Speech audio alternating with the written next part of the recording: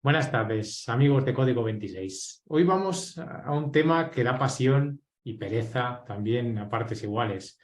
Podría ser fútbol, pero no. Vamos a hablar de política, algo que cuesta hacer de una forma objetiva e independiente. Hay que rebuscar mucho entre los profesionales, pero puede ser con nuestro invitado de hoy, Pablo Simón, politólogo y analista en numerosos medios de comunicación como A3 Media, Cadena SER o Televisión Española. Bienvenido y gracias por estar con nosotros, Pablo. Hola, ¿qué tal? He visto que acabas de estar en Salamanca con Esperanza Aguirre, baronesa por excelencia de la política española. ¿De qué habéis hablado por allí? Bueno, no hemos coincidido físicamente, quiero decir, ella presentaba antes que yo. Yo estaba con una compañera que no recuerdo ahora exactamente su nombre, Verónica de nombre de pila, no recuerdo el apellido, hablando sobre campañas electorales y sobre el ciclo político que se viene. Esperanza Aguirre intervino anteriormente y hacía cuestiones sobre crisis de la democracia, pero me temo que no he llegado a tiempo para poder escuchar. Creo que de todas formas este podcast no podía haber llegado en mejor momento porque te hemos pillado en plena moción de censura. La cuarta, creo, en 6 años, ¿no? Creo recordar. En contraste, estuvimos del 87 al 2017 sin tener ninguna. ¿Es normal esto o lo de antes? Digamos que esta proliferación de mociones de censura tiene mucho que ver con la proliferación de nuevos partidos. En un entorno multipartidista, con mayorías más inestables, con más actores políticos que pueden emplear esos requisitos o pueden superar la barrera de los 50 diputados para presentar una, pues bueno, a la hora de la verdad tiene sentido el que esta dinámica ocurra con más frecuencia.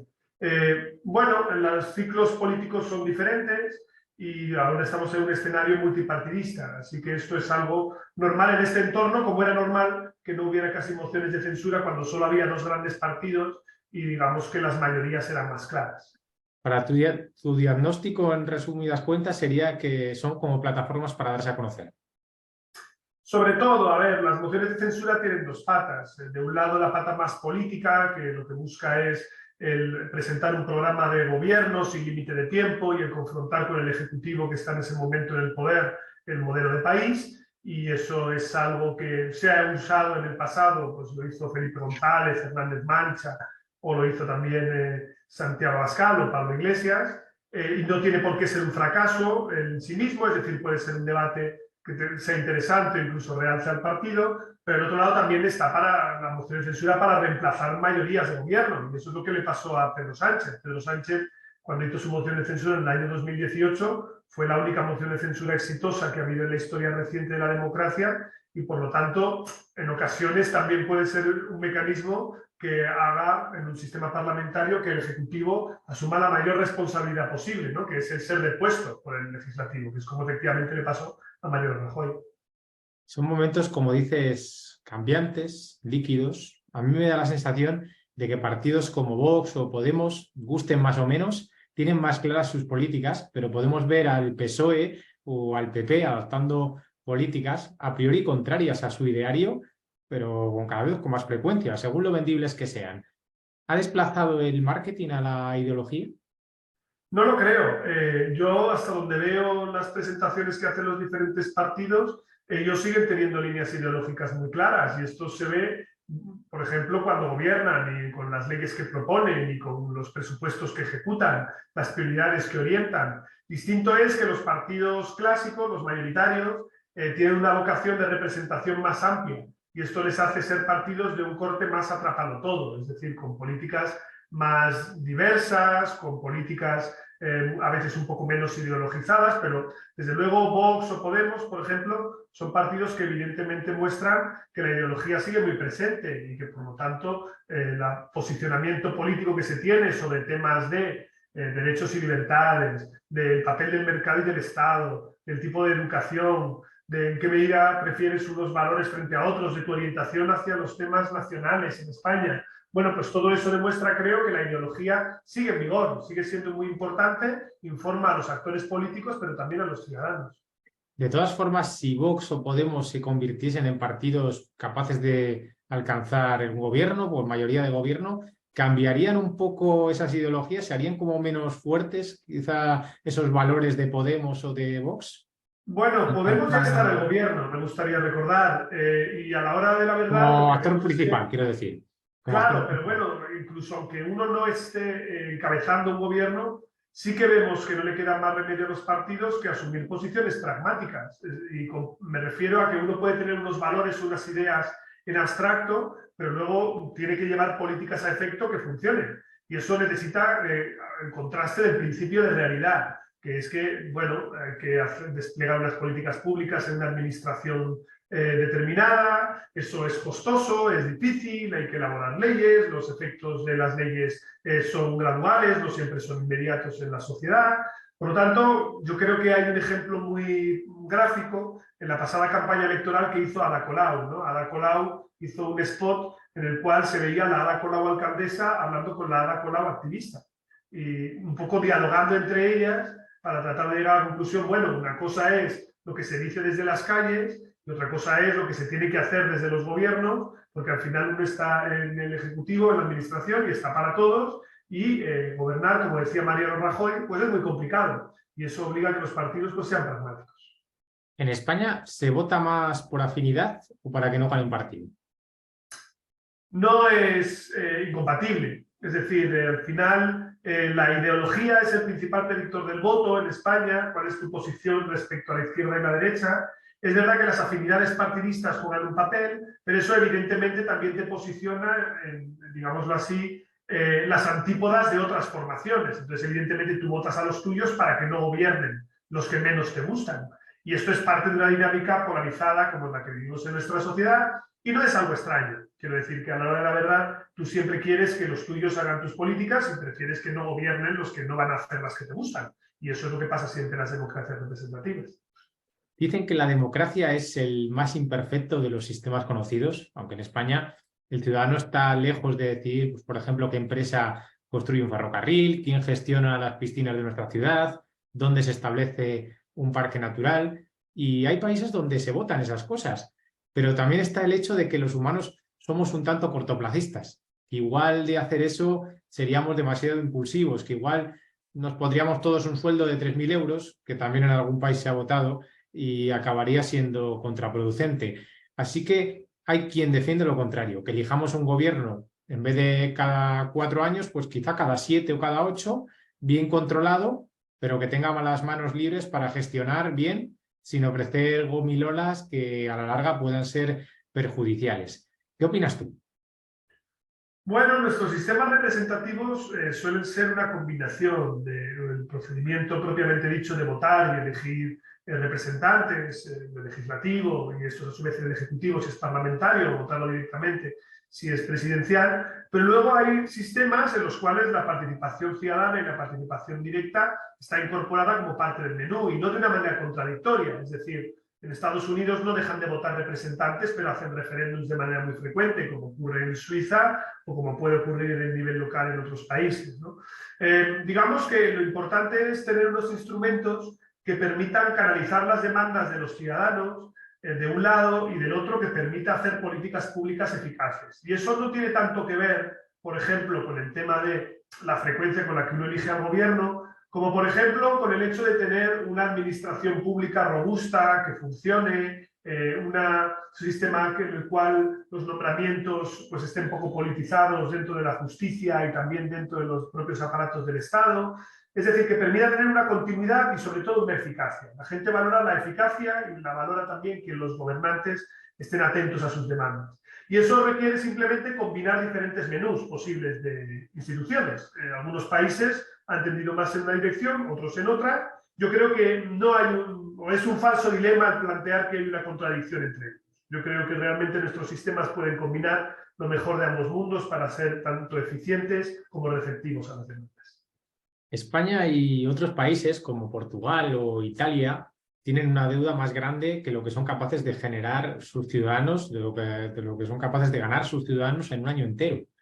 Quizá eso nos haga más débiles ante otras naciones o empresas que nos quieran presionar, que quieran algo de nosotros. ¿Debería ser legal llevar la deuda tan lejos hasta el punto de que no somos dueños de nuestro propio destino? ¿Es eso democracia? Digamos que el tema de la deuda es algo que es problemático en función de la capacidad que tengas para amortizarla. El problema no es tener mucha deuda, sino primera pregunta, ¿por qué se tiene deuda? Y segunda, ¿es una deuda sostenible? Primero, a la primera pregunta, tener deuda per se no es malo si lo que tú estás haciendo es hacerlo para generar inversión. Es decir, tú te puedes endeudar para invertir y lo haces porque crees que eso ayudará a crecer en el futuro. Por lo tanto, el haberse endeudado, por ejemplo, durante la época de la pandemia, yo creo que está perfectamente justificado, porque si tú no te endeudabas en ese contexto, tu sistema económico se gripaba y se destruía. Tenía sentido, o puede tener sentido hacerlo. La segunda parte de la pregunta es, bueno, ¿esa deuda que tú has generado tiene una amortización sostenible? Es decir, ¿tú tienes ingresos suficientes para poder sostenerla y para poder ir pagando los intereses? Desde luego, la deuda es algo que se hereda de generación en generación, pero tiene el factor, a mi juicio, más importante es saber si resulta que es amortizable o no, porque si no te volverás más dependiente de la capacidad que tengas de financiación. Y eso depende, evidentemente, de la confianza que tengan los mercados y los acreedores internacionales. Menos deuda, desde luego, te hace más soberano. Y por lo tanto, yo creo que esto es lo importante, tener un sistema fiscal que permita asumir los niveles de endeudamiento que tú quieres tener es algo fundamental. Y por eso es tan importante distinguir cuando hablamos de déficit, del déficit primario y el secundario, ¿no? Es decir, el déficit estructural, el que se genera todos los años y que es algo que necesita una sostenibilidad financiera, o el déficit coyuntural, que viene un año determinado, pero que luego permite que se vaya reduciendo la deuda poco a poco. Desde luego, yo creo que los casos de España e Italia no son comparables por una razón, porque aunque tengan más deuda que el 100% de su PIB, la deuda italiana tiene muchísimos más problemas que la deuda española en términos de sostenibilidad financiera. La consolidación fiscal los últimos 2-3 años está siendo muy acelerada porque el Estado está recaudando mucho. Y de hecho esto asegura que poco a poco ese nivel de deuda volverá a umbrales sostenibles. Y de hecho la propia Unión Europea ya ha replanteado el pacto fiscal, las reglas de sostenibilidad de la deuda por esa razón, porque entienden que hay que ser un poco más flexibles, porque a veces endeudarse no tiene por qué ser necesariamente. O sea que en ese sentido, en tu opinión, podemos estar tranquilos con el tema de la deuda española. No es lo que más me preocupa. Es decir, en términos económicos, más que la deuda, me preocupa la competitividad y la productividad. Es decir, a mí me preocupa más el que España, para poder sostener esa deuda, sea capaz de generar crecimiento y riqueza. Y eso requiere de nuestra capacidad de inversión y de ser competitivos a nivel internacional. Y esto requiere que España haga cosas que no ha hecho hasta ahora, ¿no? Que es, necesitamos mucha más inversión en I+D+I, necesitamos mucha más inversión en educación para ser competitivos, necesitamos consolidar la tendencia exportadora de muchas de nuestras empresas, necesitamos hacer que nuestras empresas pequeñas y medianas puedan crecer para a su vez también poder competir mejor y ser más robustas, tener un sistema industrial que funcione mejor. A mí esos temas me preocupan más que la deuda per se, porque yo no creo que el Estado sea el único componente que influya en la economía o que tenga que generar riqueza, sino que esto es una interacción mucho más compleja, ¿no? Que las políticas, desde luego, importan mucho. En el aspecto internacional se está hablando últimamente mucho de la Agenda 2030 y hay mucha confusión alrededor de esto. ¿Qué es exactamente? ¿Se está gestando una especie de gobierno mundial alrededor de este tema? El tema de la Agenda 2030 me parece una de las mayores estupideces que ha puesto la teoría de la conspiración y sectores ultras en circulación desde que yo tengo uso de razón. La Agenda 2030 es una cosa muy fácil, muy sencilla de entender. Las Naciones Unidas han fijado unos objetivos generales a nivel global, nada más, que tienen que ver con elementos en los que es prácticamente imposible que alguien esté en contra. Es decir, cuando proponen la erradicación de la pobreza, ¿hay alguien que pueda estar en contra? Cuando plantea la igualdad de reconocimiento entre hombres y mujeres, ¿hay alguien que pueda estar en contra de eso? Bueno, evidentemente hay sectores que lo están, ¿no? Pero es simplemente unos objetivos que se plantean a nivel global muy parecidos a los objetivos del milenio que se plantearon en el año 2000 por parte de las Naciones Unidas y que han sido cumplidos en su mayor parte. Por ejemplo, uno de los objetivos del milenio que se planteaban era intentar erradicar la pobreza extrema y aumentar la penetración del agua potable en la mayoría de los países en vías de desarrollo. Bueno, pues eso se ha conseguido durante los últimos 20 años de una manera muy exitosa, sobre todo en África, donde había grandes problemas, y se ha hecho en una economía libre de mercado sin que esto haya supuesto ni un gobierno mundial ni cosas extrañas. ¿Qué es lo que pasa? Pues que hay determinadas teorías de la conspiración que insisten mucho en que existe una especie de gobierno en la sombra que a través de la Agenda 2030 no se sabe cómo, tratan de manipular a la gente y las mentes, etc. Pero es que si tú haces una pregunta general, pues es que nadie sabe ni qué es la Agenda 2030. Es decir, es algo que le da igual a la gente. Son simplemente unos objetivos a los que, Ya digamos, está, los gobiernos debieran atender.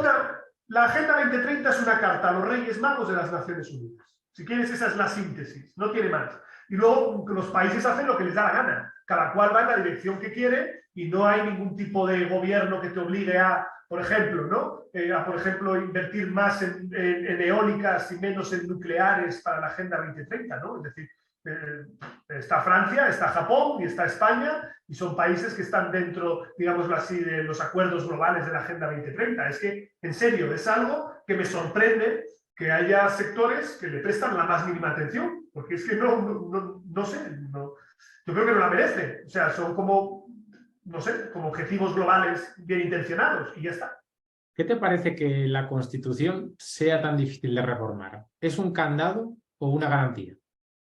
Bueno, nuestra Constitución es la más difícil de reformar en perspectiva comparada en Europa. Y yo creo que esto se hizo en su momento por miedo, yo creo que es la explicación principal, pero esto ha terminado generando una cierta esclerotización de la Constitución, porque la mayoría de los países de nuestro entorno hacen reformas de la Carta Magna de manera frecuente porque hay elementos que hay que ajustar, porque, bueno, yo qué sé, si ahora hay que pasar, si hay que ajustar la sucesión en la corona, o si hay que coger e introducir la palabra discapacitado, hay que poner un listado de las 17 comunidades autónomas porque no existían al principio y ahora sí, pues a lo mejor es un elemento que se podría introducir en la Constitución. Pero como es tan difícil de reformar, especialmente el título agravado, esto de facto hace que vayamos trampeando, ¿no? Y por lo tanto que sea el Constitucional el que vaya por la vía de las sentencias delimitando el perímetro de lo que es y de lo que no es constitucional, que sea mediante leyes orgánicas, que se regulen muchas cuestiones que quedan abiertas y por lo tanto que sea el legislador de cada momento el que lo decida. Y yo creo que eso no es positivo. Es decir, yo creo que se beneficiaría a España de una reforma constitucional incremental, tranquila, técnica, ajustando las cosas a medida que surgen los problemas, ¿no? Y no tanto estar en una situación como tenemos ahora, en la que parece que abrir la Constitución es necesariamente revisar todo el consenso de la transición y todo se va a colapsar, ¿no? Y yo creo que ese no es un enfoque práctico. Lo que hay que ser es pues más pragmáticos, reformar lo que hay que reformar y lo que está bien dejarlo con consenso lo más amplio posible.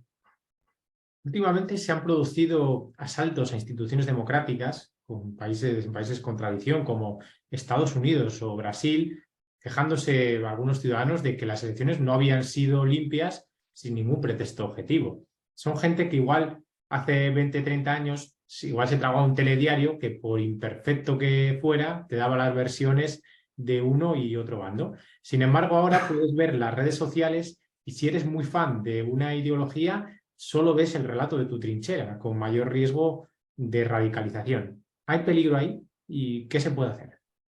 A ver, yo creo que las redes sociales son una amplificadora de muchas de las dinámicas preexistentes que tienen que ver con la polarización. El problema para mí no es tanto el que tengamos a una, digamos así, a un grupo de gente radicalizado a través de Twitter, etcétera, etcétera, como el que haya un líder político con importantes seguidores a nivel general que sea capaz de lanzar ese mensaje y luego se amplifique en redes. O dicho de otra manera, que pueda haber radicales y extremistas en Brasil o en Estados Unidos que hagan ese tipo de acciones es algo previsible. El que haya un partido político o un líder político que participa en unas elecciones que le dé pábulo a ese extremismo es lo que genera la ruptura. Es decir, es lo grave. ¿Por qué? Porque en el momento en el que alguien emplea la plataforma de un cargo político o una candidatura para desacreditar el conjunto del sistema, esto genera un efecto de arrastre sobre el conjunto del electorado, porque hay gente que cree en él. ¿Vale? Entonces, si Trump dice que las elecciones son falsas, hay mucha gente que ha votado a Trump creyendo en él. Y por lo tanto le cree cuando lo dice. Y las redes sociales amplifican todavía más ese mensaje. Por lo tanto, para mí el problema no es la red social en sí, sino que la red social amplifica una dinámica previa, que es que se han roto consensos básicos. Y esos consensos básicos sobre la verdad, sobre las instituciones, etcétera, los rompen los partidos más radicales. ¿Qué podemos hacer? Pues poca cosa en realidad, porque no tiene un remedio fácil.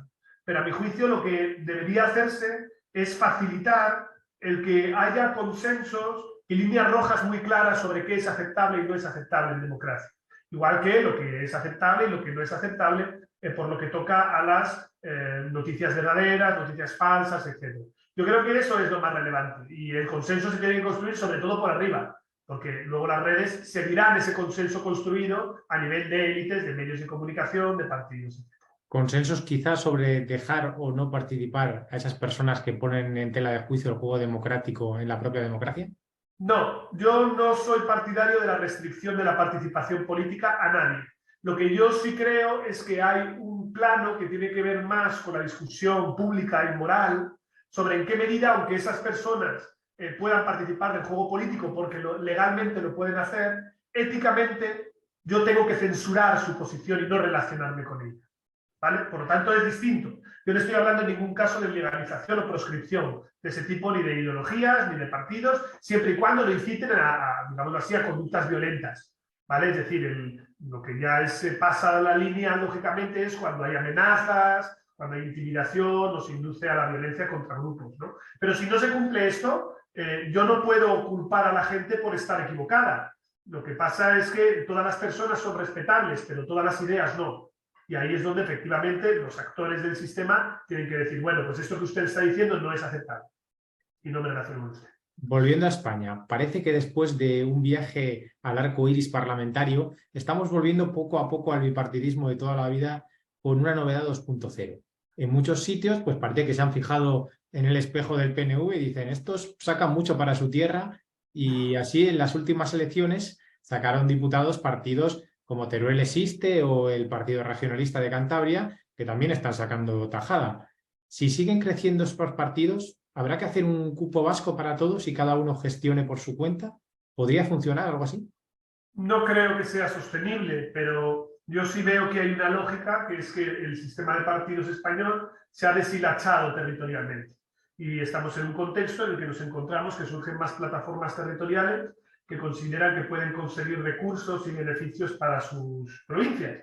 Y yo ante eso pues no tengo nada que decir. La responsabilidad recae sobre los partidos clásicos que no les prestan atención a esos territorios y en todo caso, si ellos pueden decantar mayorías, ellos conseguirán recursos. Cupo vasco me parece un exceso, pero desde luego inversiones, proyectos, seguro que lo logran. Y esto es parte del juego político, pero esto ocurre en muchos países también. En Estados Unidos los congresistas pelean siempre por conseguir cosas para su distrito, lo que llamamos por barrel. Por tanto, no es algo que resulte demasiado novedoso. Otra cosa es si nosotros podemos discutir si eso es beneficioso para el conjunto o no, pero eso ya lo decidirá cada cual en función de su ideología, claro. Muchas gracias por acercarnos un poco más de este apasionante mundo de la política. Para ampliar, creo que tienes un libro también, El Príncipe, que no sé dónde podemos encontrarlo, en qué librerías. El Príncipe Moderno lo tienes en cualquier librería generalista, de las grandes, y si no, pues a través de mensajería, pues lo consigues fácil. Se va por la 7ª edición y hasta donde llega mi conocimiento todavía quedan, o sea que no hay problema. Muchísimas gracias, Pablo, y te seguiremos. Muchas gracias.